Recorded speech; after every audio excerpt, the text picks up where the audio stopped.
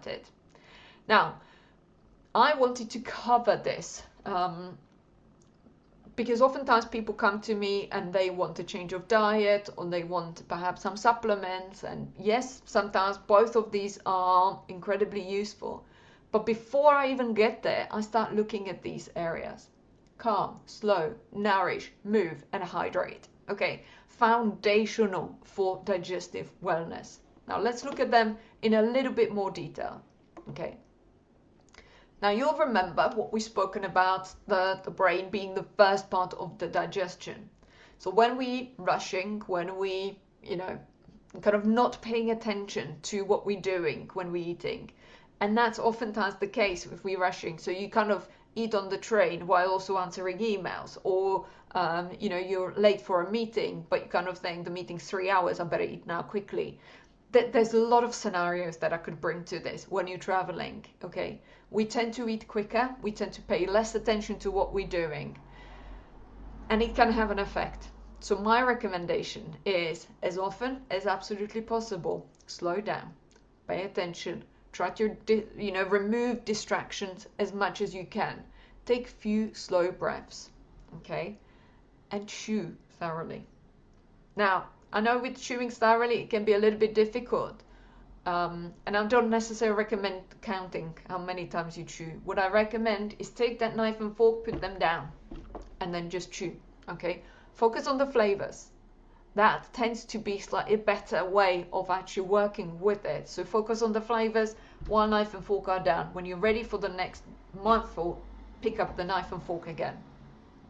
Okay, this enables your body to start processing everything. It gives your body time for the brain to send those messages so that digestion can be optimized as much as possible. Okay, next part. Okay, now if you think about it, out of your stomach or your teeth, who has the harder job? Oftentimes, for many of my clients, it's the stomach, because we don't chew very much. Okay, we spoke about chewing on the previous page, and I do want us to go back to it. I really want to kind of point out the importance of that. So we slowed down on the previous page. Okay, we removed distractions, we started paying attention to the food. This is when we start into actually chewing, means that we're not only grinding in the food, when we're starting to mix it with saliva. The saliva has amylase. It's already started to break down some of the carbohydrates in that meal, and it reduces the workload for the stomach. So it is really important. I really like this graphic, by the way, as well. Hope you're enjoying it too. Okay, number 3 is, when you're feeding yourself, you're feeding your microbiome as well. We can oftentimes become a little bit too simplified in our foods and our view of it. We're looking at, foods to avoid, foods to focus on, food groups to remove. Like we go, high protein, low carbohydrate, we go superfoods, we go this and that. But actually we're looking at everything. We're not looking at latest trends. Latest trends won't necessarily support your body for years to come, okay? What we want is, one of the biggest predictors of health is gut microbiome and the diversity of that. So if we look at the plant-based foods that we have, it can give us a good indication how well we're supporting our gut. And we're looking for about, I know it sounds big, but 30 different plant foods over a week. Now this includes nuts, seeds, herbs, spices, fruit, vegetables, grains, beans, okay, all of that. So if you think about it, in a breakfast, say you have granola, okay, you have some nuts and seeds in that granola, maybe you pop a few blueberries on top of it. That's at least 3, depending on how many nuts and seeds you've got there already, because different type of nut will be different, will be one additional one. Different types of seeds, it's 1 again, okay? The only thing that counts as 1 is white breads and white pastas. So if you have white breads and pastas, it just counts as 1, whether it's bread or pasta, or 1, okay? But if you have, I don't know, rye bread or sourdough, that's 2 separate ones. But you can quite quickly actually build up the number to a very reasonable number, okay? Herbs and spices, it's another, it's another count towards that 30.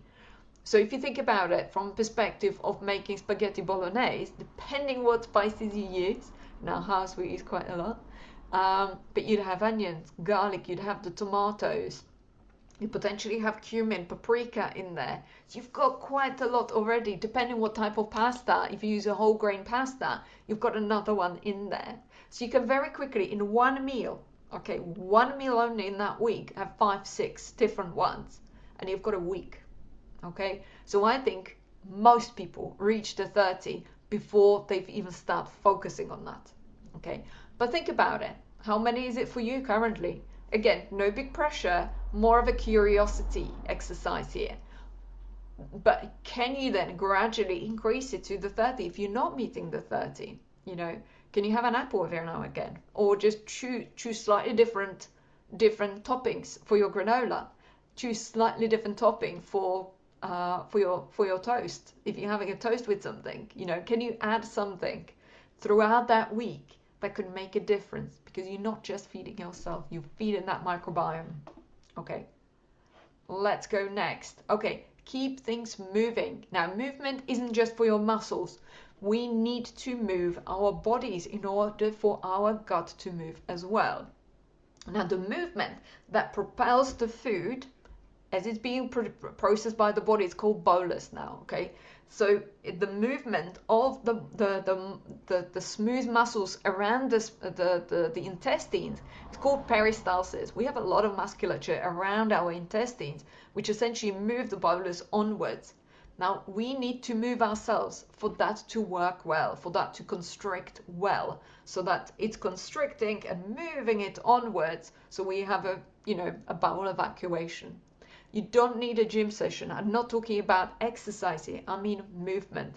Movement can be a walk. Movement literally can be unloading a dishwasher.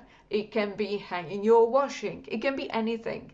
But let's face it, we don't want to do necessarily more unloading of dishwashers or hanging of washings, but we might be enjoying that walk. So think about it, 10-15 minute walk. Is that possible to incorporate in your day? You don't need to make massive changes. Small changes, okay?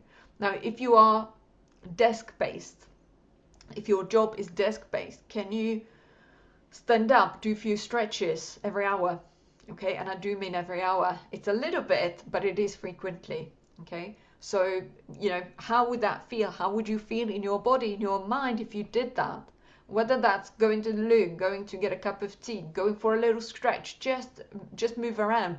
Go and speak to your colleagues, you know, go and have a joke with somebody, and just think about how, you know, how your body changes through that. For me, it does. It's an absolute must do for my body to work well. But try it for you. So your gut loves movement just like the rest of your muscles. It's really important. Okay, 5th one, hydration. Okay, now hydration isn't a massive magic cure for constipation. Okay, it's a big piece of the puzzle, but it isn't it doesn't solve everybody's problems when it comes to constipation. However, digestion is like a river, and if the river doesn't have much water, if the water levels are low, it is going to impact how well the body is moving everything through. So hydration throughout the day is important. Again, I'm not saying drink cupfuls of water at one go, but if you can, sip. You know, find ways that you know, draw you to hydration. For me personally, it was glug a jug. I honestly didn't believe that it would make such a difference, but I thoroughly enjoyed the sound what the jug makes. It's the glug glug glug, both ways, up and down. It makes me laugh even now that I've had it for ages, and it draws me back to it. Whatever it is for you, good, lovely looking water bottle, you know, personalize the water bottle if you have to, if that works for you. Work with other senses, not just with that hydration. If you don't naturally feel much thirsty, but you're actually underhydrating a lot and you know it. So work with how attracted you are to actually drinking, whether that's the flavor, whether that's the look of how you actually pouring the water, nice glass, make it the nice cup. You know, what's your favorite cup? If you don't have a favorite cup, get your favorite cup. So think about outside of that, not just I must drink more. Make it easier for yourself. So think about it from that perspective. Okay,